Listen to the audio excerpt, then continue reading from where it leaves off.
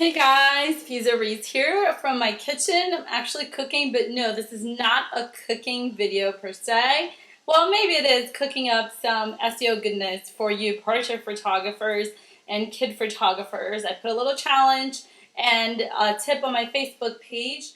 I think the number one myth and number one mistake photographers make is they're really stubborn, they're hard-headed, and they think that being found on Google just means whatever city they live in, especially the big cities, plus whatever the work they do. So they want to be like LA, children's photographer, New York, newborn photographer.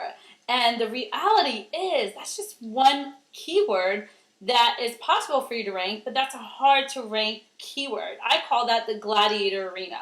Everyone's paying Google AdWords for that. All the photographers think alike, so they're also paying for that and going after that. Meanwhile, sometimes that's not even what your clients are really searching. So tip number one, do a search of what your clients are really using. Stop thinking like a photographer. Stop blogging for other photographers. Our biggest goal of all is to get booked. It's to have new clients. It's to live our passion and our dreams and get our life back.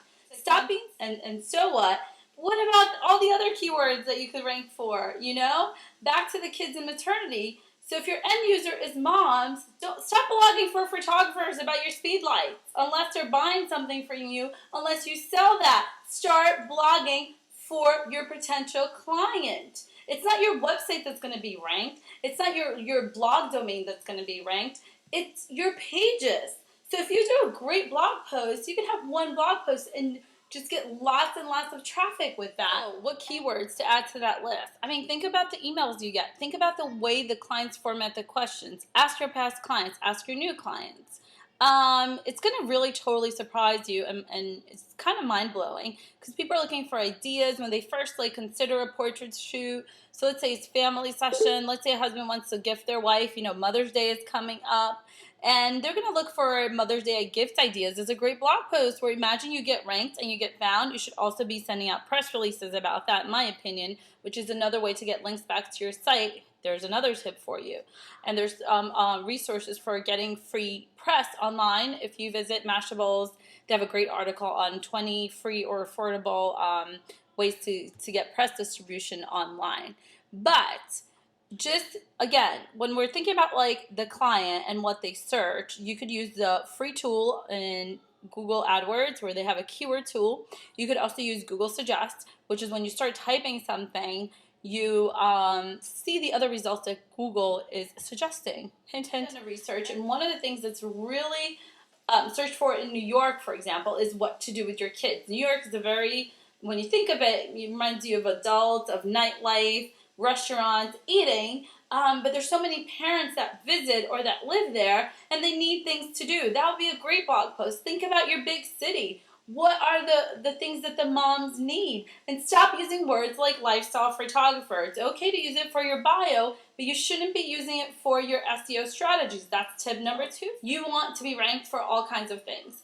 My goal and what I like to teach others in my bootcamp is you want to be found before people even know they need you. So if you provide a resource and a great tip, next time, maybe somebody mentions a photographer, they're going to think of you. Or maybe they're going to become a constant blog reader. There's a really cool app, I forgot the name right now, but there's apps in WordPress where you could put an event on the side. Why not take all the events in your town for the month for kids, for the moms? And you could get ranked that way. Other ideas for blogging and content pages and content blogging is think of all your customer service issues. So if you're a newborn photographer, I just had a baby, I'm exhausted, I might be having, postpartum depression, I don't know, very common, and I've had that. I maybe am feeling a little anxious about taking my kid out. Are you coming to me? What are the things I need to know? I've never done this before. That's tip number 4. Our clients are uneducated, so we need to use their language and think like the client, not like the photographer. They're using words like pictures, pics, kids, child, photography, sometimes more than photographer, and I actually learned that with one of my students. And when I did this search, it was true. Children photography. So don't think it's always just photographer. It's, Chicago kids photographer, Boston maternity photographer. It's more like ideas for maternity pictures, which we talked about already, but back to kids. So kids, children, pictures. You hear my kids screaming in the background.